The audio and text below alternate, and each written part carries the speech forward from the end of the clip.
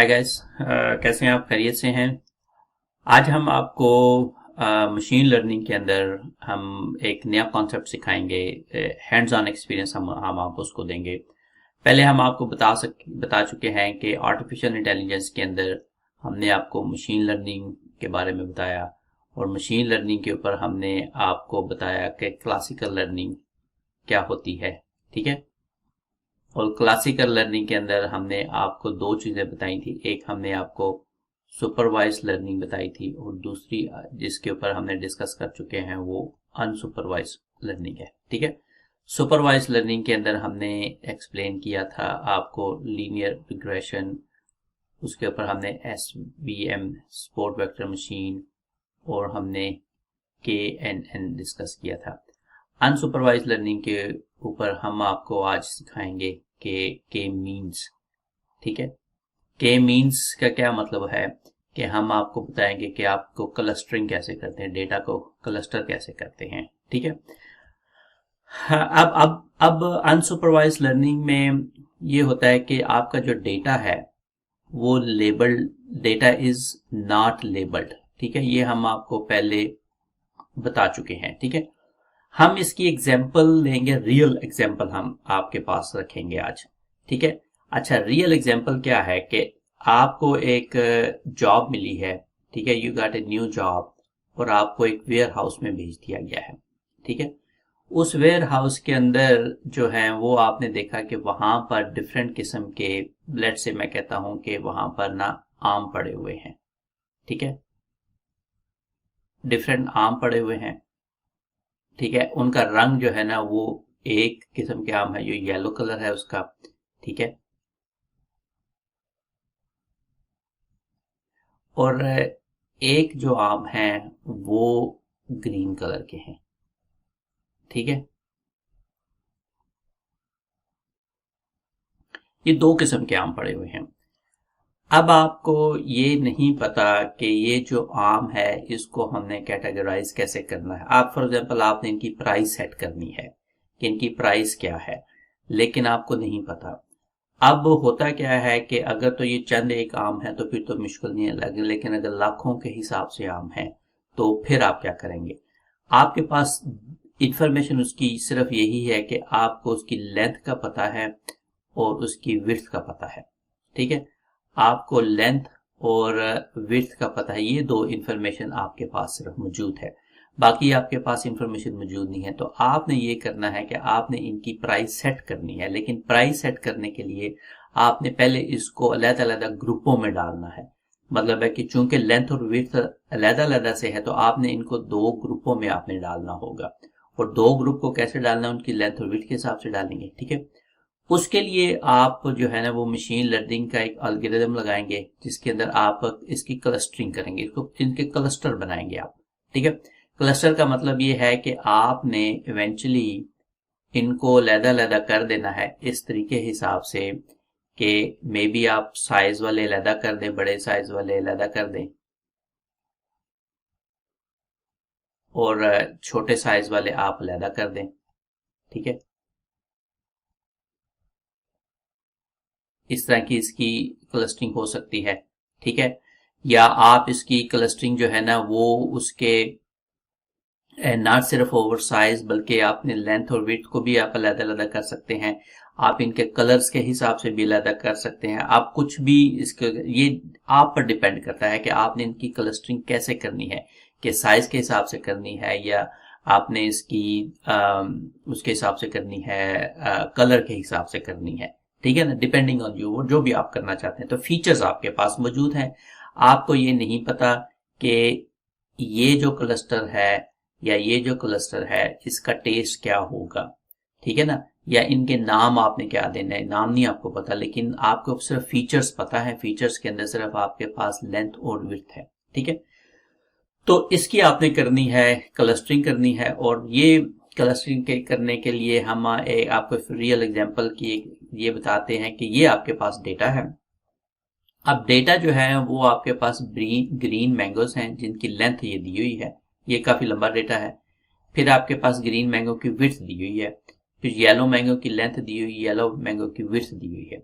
तो ये डेटा आपके पास मौजूद है, ठीक है। ये डेटा आप मिलीमीटर सेंटीमीटर में कह लें, जो भी आप कहना चाहते हैं आप इसको कह लें, ठीक है। यहाँ जो ई कॉलम है, यहाँ पर हमने इंफॉर्मेशन डालनी है क्लस्टर करने के बाद कि इनको नाम हमने क्या देने हैं। जब हम इनके क्लस्टरिंग कर लें फिर हम इनको नाम दे देंगे, ये मीठा है या फीका है या नॉर्मल है या ये अनवरटोर है या ये चौंसा है या क्या है। लेकिन हमने अभी नहीं हमें पता, क्योंकि डेटा अनलेबल्ड है, ये क्लास नहीं है। अनलेबल्ड डेटा वही होता है जिसकी क्लास डिफाइन नहीं हुई होती, लेबल डिफाइन नहीं हुआ होता, सिर्फ फीचर्स मौजूद होते हैं। तो ये वाले A B C D column ये फीचर्स आपको बता रहे हैं, ठीक है।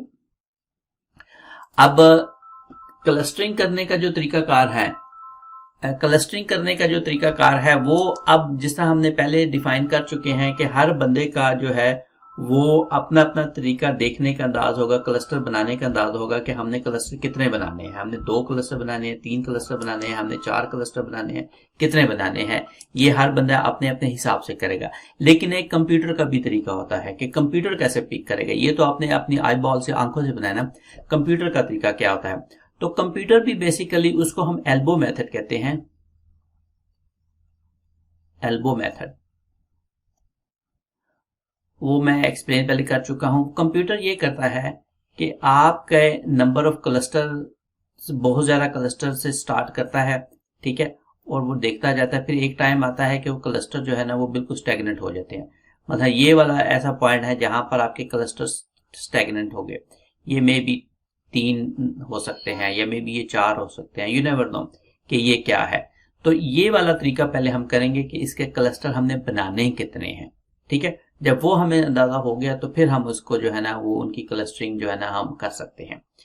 अब इसको करने का तरीका क्या है कि मैं आपको एग्जांपल के जरिए बताऊंगा, और एग्जांपल जो है मैं आपको कोड रन करके इसका बताऊंगा पहले, ठीक है, और फिर हम देखते हैं कि क्या करने हैं।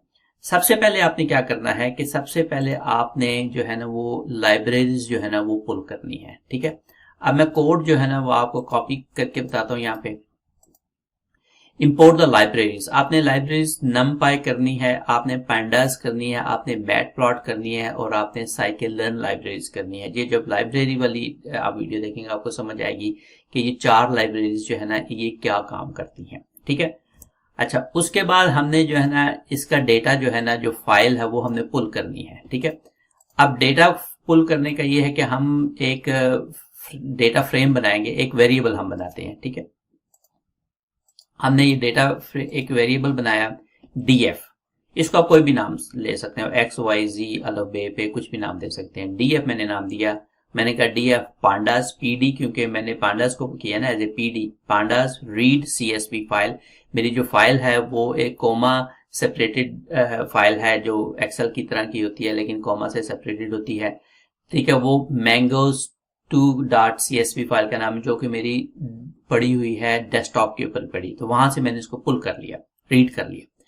जब मैंने रीड कर लिया तो पहला काम मैंने ये किया कि मैंने देखा इसकी मैंने पहले 3-4 लाइनें तो मैं पढ़ लूं कि इसकी लाइनें हैं क्या, ठीक है। जब मैंने लाइन, उसके लिए मैंने उसको ये एक कमांड दी कि नहीं, ये नहीं, उसको मैंने कमांड दी ये वाली कि आप प्रिंट df टॉप 4 लाइन, ठीक है। Print data frame dot head top 3 का मतलब है कि 4 लाइनें वो पढ़ेगा, 4 लाइनें, क्योंकि 0 से स्टार्ट करेगा, ठीक है। लेकिन प्रिंट 4 करेगा, असल में 3 लाइनें आपको चाहिए क्योंकि हेड भी उसकी लाइन ही है, ठीक है। अब मैं इसको मगर रन करता हूं, जब मैं रन करता हूं तो ये आपको जवाब दे देता है। पहले वो लाइब्रेरीज रीड करेगा, जब लाइब्रेरी रीड करेगा तो आपने उसने पहली 4 लाइनें प्रिंट कर ली। तो पहली लाइन क्या है, ग्रीन मैंगो, लेंथ उसकी ये लेंथ है, ग्रीन मैंगो विड्थ उसकी ये है, येलो मैंगो लेंथ उसकी ये है, येलो विड्थ उसकी ये है। तो ये उसने जो है ना आपको अलग-अलग करके वो चीजें दे दी, ठीक है जी। अब आपने ये करना है कि इसको इसको तो मैं बंद कर देता हूं क्योंकि प्रिंट मैंने कर लिया, ठीक है। अब मैंने इसकी एक्स वैल्यूज डिफाइन करनी है, ठीक है। आपको पता है कि जब भी आपको चीज प्लॉट करनी है या प्रेडिक्शन करनी है तो आपने एक्स एंड वाई वैल्यूज आपने डिफाइन करनी होती हैं। अब देखें कि मेरे पास जो कॉलम है वो 4 है, 1 2 3 4। पहले कॉलम को 0 कहते हैं, दूसरा कॉलम 1 है, 2 एंड 3 कॉलम है। तो मैंने क्या कहा, मैंने कहा एक्स वैल्यू मेरी है, डेटा फ्रेम से मैंने उठाया, वही डेटा फ्रेम जो फाइल मैंने पढ़ी है। आई लोकेट, लोकेशन कह लें या इसके कोऑर्डिनेट, आई लोकेशन है, मैंने 0 1 2 3 4 कॉलम मैंने उठा लिए, ठीक है। उनकी 4 कॉलम मैंने उठा ली, उनकी वैल्यू मैंने पुल कर। वैसे मैं आपको प्रिंट करके भी बता देता हूं कि अगर मैं इसको प्रिंट करूं तो मेरा जवाब क्या आएगा, ठीक है। प्रिंट एक्स अगर मैं कर दूं तो क्या जवाब आएगा,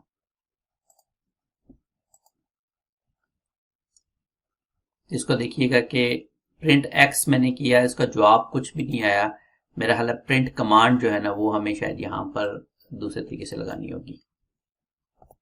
अच्छा चलें, अब हमने करना ये है कि जिस तरह मैंने पहले कहा, इसके ऊपर आपको बताया कि हमें उसके नंबर ऑफ क्लस्टर्स डिफाइन करने हैं। तो उस नंबर ऑफ क्लस्टर को डिफाइन करने के लिए सबसे पहले मुझे ये एल्बो मेथड इस्तेमाल करना है, यानी कि पहले कंप्यूटर क्लस्टर पिक करके बताएगा, 1 बाय 1 वो पिक करेगा और फिर हमें बताएगा कि ऑप्टिमम वैल्यू इस क्लस्टर की क्या होगी, ठीक है। उसके लिए देखें हम एक कोड लिखेंगे, ठीक है। तो मैं ये कोड लिख देता हूं, मैं आपको डिफाइन करता हूं इस कोड का मतलब क्या है। हमने एक एक वेरिएबल डिफाइन किया SQ, ठीक है, वो एम्प्टी है, ठीक है। मैंने कहा जनाब के for I in the range 1 to 11, यानी कि एक मैंने रेंज डिफाइन की 1 to 11, मैंने 1 से 11 तक के क्लस्टर मैंने डिफाइन किए कि 1 से 11 तक का कोई भी क्लस्टर पिक करो, ठीक है। K मीन्स मेरा एक अलग से एक नया वेरिएबल है, K मीन्स जो है ना इक्वल्स K मीन्स कैपिटल, ये वाला K मीन जो इंपोर्ट मैंने किया है, उसमें से मैंने नंबर ऑफ क्लस्टर कहा I, क्योंकि I की वैल्यू 1 से 11 तक है, ठीक है। इनिशियल जो इनिशियलाइज उसको मैंने किया, K मीन्स को मैंने यानी कि उसकी मैंने लूप चलाना शुरू किया, और मैक्सिमम जो हर क्लस्टर पे वो मैक्सिमम आइट्रेशन जो है ना वो 300 टाइम करेगा, और जो n क्लस्टर है वो टोटल 10 तक जाएगा, और रैंडम वैल्यू मैंने 0 की, ठीक है।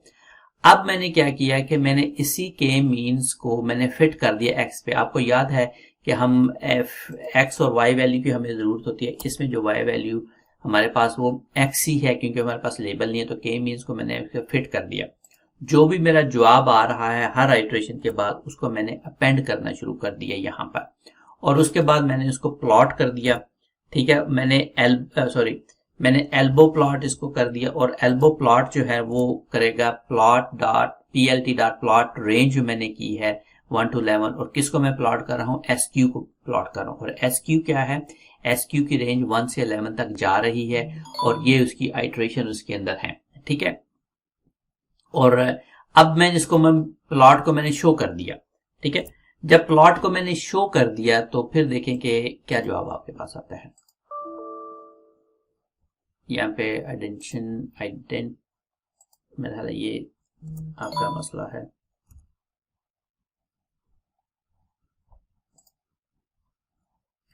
जी, तो अब हम इसको प्लॉट करते हैं, जो एल्बो ग्राफ है उसको हम प्लॉट करते हैं और देखें कि क्या जवाब आता है हमारा।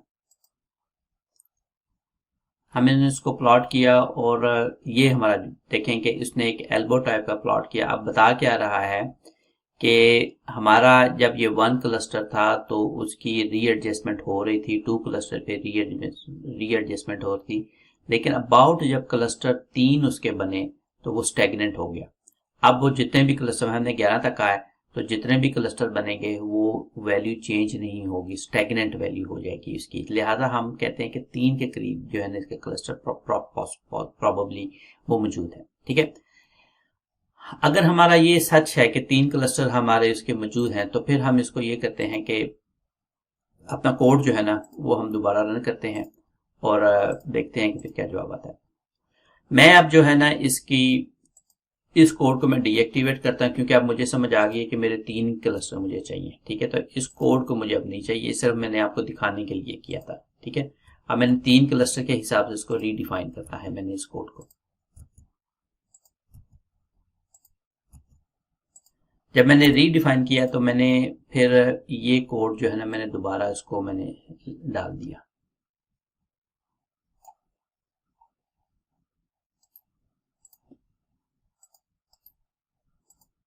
अब ये मैंने क्या किया कि मैंने बेसिकली ये वाला के मीन्स ये सारी मैंने वही चीज की, सिर्फ यहाँ पर मैंने नंबर ऑफ क्लस्टर 3 कर दिए हैं और कुछ नहीं किया। इसमें आप देखें कि मैंने रेंज डिफाइन की थी 1 to 11 और नंबर ऑफ क्लस्टर मैंने आई से शुरू किया था, लेकिन यहाँ पे चूंकि हमें पता है कि 3 ही क्लस्टर है तो मैंने 3 लगा दिए। अब ये इस पे अगर आप देखें तो मैंने इसको प्लॉट, अब मैंने स्कैटर प्लॉट को स्कैटर प्लॉट मैंने डालना शुरू कर दिया और मैंने चूंकि 3 क्लस्टर हैं, 3 क्लस्टर को मैंने डिफरेंट कलर दे दिए, रेड ब्लू ग्रीन, ठीक है। और उसके साथ मैंने क्लस्टर को नाम दे दिए 0 1 2 जो हमारे क्लस्टर हैं, ठीक है। और मैंने फिर इसको मैंने प्लॉट कर लिया, ठीक है। अब इसको थोड़ा सा मेरा ख्याल है कि आपको ये नजर नहीं आ रहा होगा इसके अंदर, हाँ अब शायद आपको नजर आ जाए, ठीक है। तो मैंने इसके क्लस्टर जो है ना वो डिफाइन करने शुरू कर दिए और मैं अब इसको प्लॉट करूंगा और प्लॉट देखें कि इसमें कुछ नजर आ, अभी अभी जो मैं प्लॉट करता हूं तो आपको शायद रिजल्ट नजर नहीं आएंगे क्योंकि अभी मैंने प्लॉट किया नहीं है, ठीक है। लेकिन मैं इसको मजीद इसका जो कोड मैं वो निकालता हूँ यहाँ से और हम प्लॉट शो करते हैं,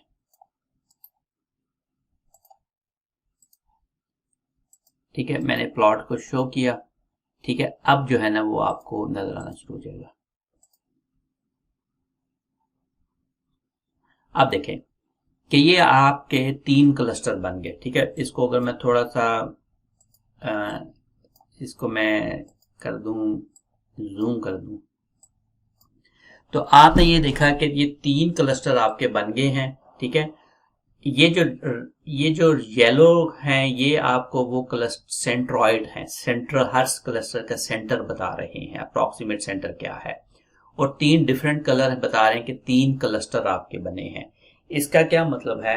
इसका मतलब ये है कि वो ये जो आपके पास आम की जो एक खेप है, जो दो कलर के आम हैं, एक ग्रीन है एक येलो है, लेकिन उसके अंदर भी जो है ना वो डिफरेंट साइज और डिफरेंट लेंथ के हैं, ठीक है। जब आपने उनकी क्लस्टरिंग की तो आपने देखा कि 3 किस्म के आम ये हैं। अब ये जो ब्लू है, ब्लू के अंदर ग्रीन येलो है, ग्रीन के अंदर ग्रीन येलो है और रेड के अंदर ग्रीन येलो दोनों ही हैं, लेकिन ये उसने साइज और वेट के हिसाब से उसको अलहदा कर दिया।